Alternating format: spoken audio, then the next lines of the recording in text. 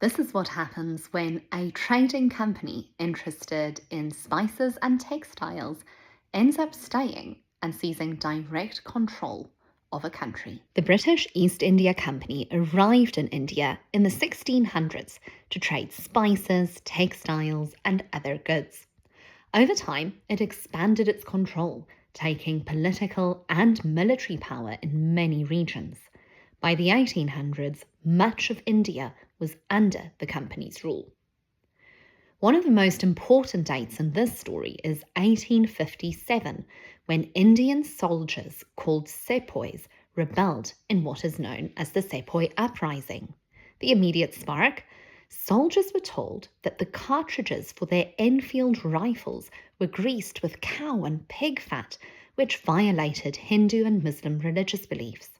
The revolt failed, and it had a massive consequence. Britain claimed direct control over India, establishing the British Raj.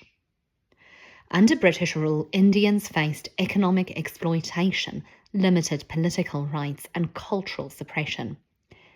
However, over decades, Indians began organising politically, forming groups like the Indian National Congress in 1885, which became the primary platform for demanding independence. Mass movements, protests, and negotiations slowly built momentum. By the early 20th century, a strong independence movement was underway, combining political advocacy with non-violent resistance under Mahatma Gandhi, who we will examine in a future video. Finally, after decades of struggle, India gained independence in 1947. One immensely important consequence of independence was the partition of India and Pakistan along religious lines, creating one of the most dramatic geopolitical changes of the 20th century.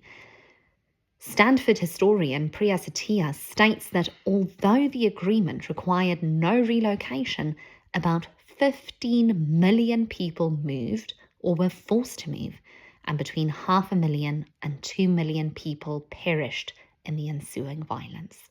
This is why South Asia looks like this today. India is independent, while Pakistan and later Bangladesh emerged as separate nations.